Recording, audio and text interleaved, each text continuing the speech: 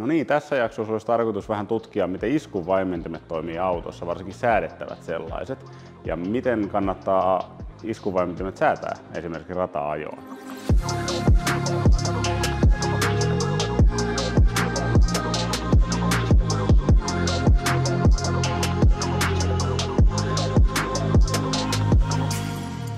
No mitä iskuvaimentimet sitten tekee autoissa? No, niillä säädetään käytännössä sitä, miten se toimii pomppujen ylitte, miten se vaikuttaa auton eri tilanteissa, jarrutuksissa, kiihdytyksissä, mutkissa. Ja normaalisti näissä säätöinä, esimerkiksi tässä on KVn V3, on yläpäässä reboundin säätö, alapäässä kompression säätö. Ja sitten on erikseen vaikka four-way-säätöjä jossain vähän paremmissa alustoissa, missä on sitten reboundin ja kompression on hidas ja nopea säätö, jotka sitten vaikuttaa eri tilanteissa. Eli sitten on toi pump ja rebound. No mitä ne tekee ja miten ne toimii?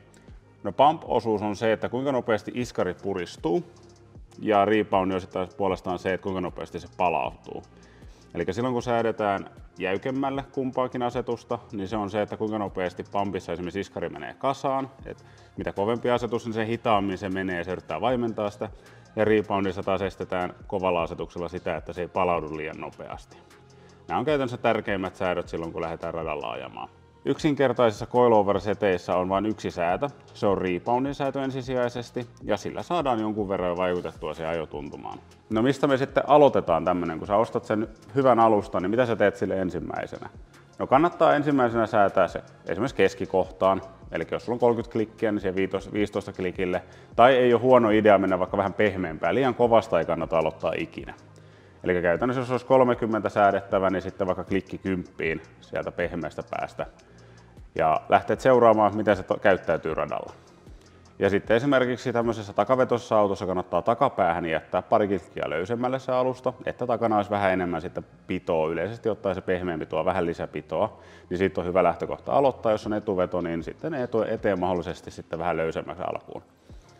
Eli liian kovassahan on se ongelma, koska se rengas ei tarpeeksi paljon mukaudu tienpintaan, niin useimmiten siinä menetetään pitoa. Ja taas liian löysässä tulee se ongelma, että auto kallistaa liikaa, jolloin me menetetään puolestaan sitä pitoa siihen kallistumiseen.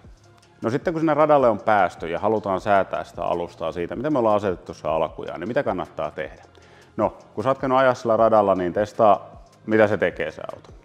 Jos se aliohjaa, eli eturenkaat menettää pidon ennen takapäätä, niin siinä tapauksessa jäykistä takapään reboundia. Se auttaa pikkasen siihen. Vedä vaikka muutama 3 klikkiä, riippuen tietenkin mikä se skaala on, että jos on 30 klikkiä, niin sitten on 3, ja jos on 7 klikkiä alusta, niin sitten se on 1. Ja sitten puolestaan, jos takapää menettää pidon ensimmäisenä, niin jäykistetään etupään rebound-asetusta. Tällä me saadaan muutettua sitä ajokäytöstä taas paremmaksi. Yleinen harhaluulohan on, että mahdollisimman jäykkä on mahdollisimman hyvä. No, pääsääntöisesti se ei ole näin. Me halutaan toki jäykkä alusta, kun ajetaan radalla, mutta parhaimmillaan todella jäykkä alusta on lähinnä aerodynamiikkaa omaavissa autoissa, esimerkiksi GT-autoissa, Formula 1. Me käytännössä halutaan tämmöiset rata-autot, missä ei ole pahemmin aeroa.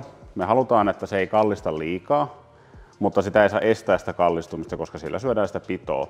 Eli jos auto kallistaa liikaa, me loudataan ulkopuolelle renkaita todella paljon ja ne menettää ennemmin pidon kuin muu auto, jolloin käytännössä auto elää sen 1 tai 2 pyörän varassa. Kun me estetään kaikki kallistaminen, me estetään kaikki painonsiirtymä sillä, että se auto on ihan kivikova, niin me ei myöskään hyödynnetä sitten niitä ulkopuolen renkaita, ja kaikilla 4 renkailla ei saada semmoista pitoa ilman aerodynamiikkaa, että se auto toimisi mutkissa. Eli kannattaa aloittaa semmoisesta vähän pehmeämmästä asetuksesta. Käytännössä se on semmoinen kurvi, että me halutaan sinne vuorohuipulle päästä, missä se auto toimii täydellisesti. Liian kovasta lähtee pito laskea, liian pehmeästä lähtee pito laskea. Eli koitetaan etsiä semmoinen kultainen keskitie siihen, miten se alusta saadaan toimimaan oikein. Ja sitten kun me lähdetään sinne radalle testaamaan sitä autoa, mikä on säädetty silleen, että se on esimerkiksi tässä autossa, kun on takaveto, niin jätettäisiin se etupää siihen noin keskiasentoon alustassa. Sanotaan nyt vaikka, että jos tässä olisi 30 klikkiä, niin säädetään se sinne pehmeästä asetuksesta kovempaa se 10 klikkiä, eli ollaan 1/3 siitä kovuudesta, mitä se pitää olla.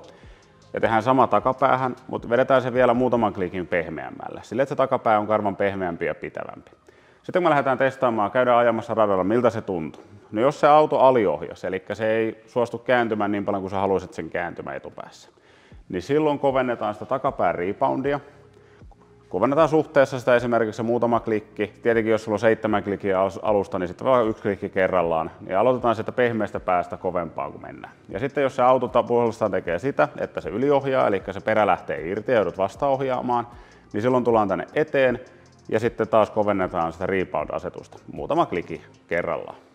Ja tällä me päästään niin koko ajan testaamaan, miten se käyttää. Et jos me aloitetaan kovasta, niin sulla on hetken päästä kaikki asetukset täysillä ja sä et ole vieläkään saanut sitä autoa hyväksi ajettavaksi.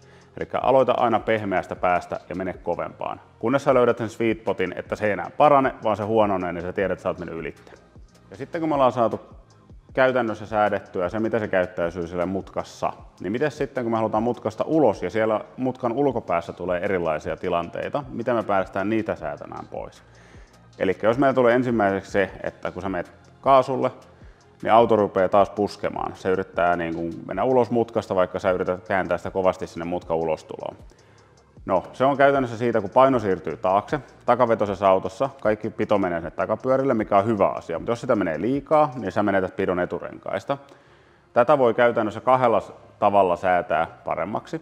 Eli ensimmäinen on se, että takapäässä, jos sulla on se pump-asetus, niin pikkasen jäykistää sitä, jolloin se vähän hallitummin menee kasaan se takapää, jolloin sitä paino siirtoitu niin paljon.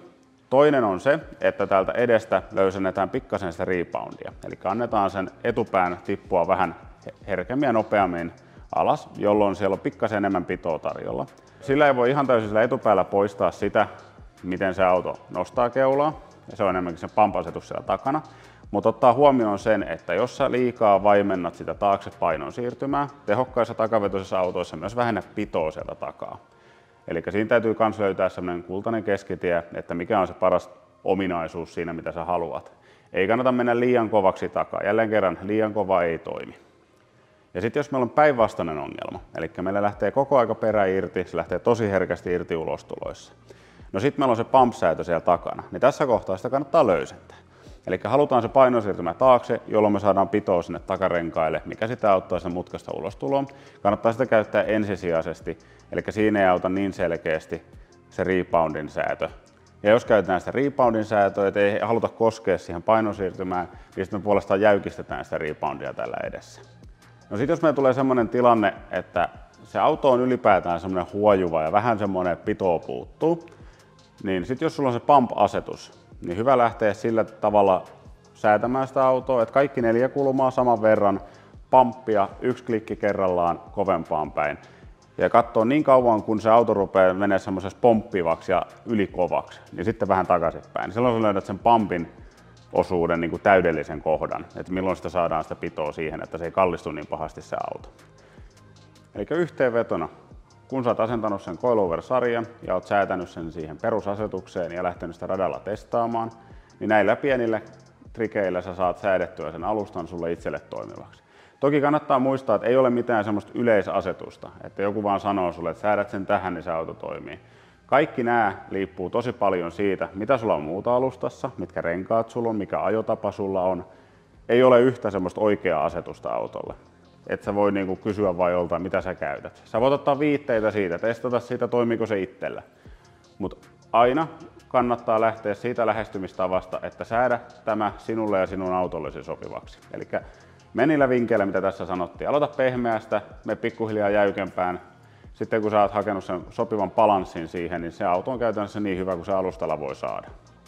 Ja jos sulla ei vielä ole sitä coilover-alustaa, niin meiltä semmosia saa. Joko ihan soittamalla kysymällä meiltä tai QT Parts-verkkokaupasta löytyy moneen autoon. Mikäli ei ole omaa autoa löydy, niin sitten kyselemään, niin kyllä varmasti semmoinen saadaan. Meillä on kattava valikoima muun muassa KV:n, Nitronin alustoja, saadaan kyllä muutakin sitten, jos on erityistarpeita. Sitten meiltä löytyy myös kaikennäköisiä kinematic-kittejä ja tämmöisiä ratakäyttöön. Tämä ei ole pelkästään ainoa, mitä kannattaa muuttaa radalle tämä iskarisetti, vaan kannattaa niitä tukevia modeja ottaa myös auton samalla.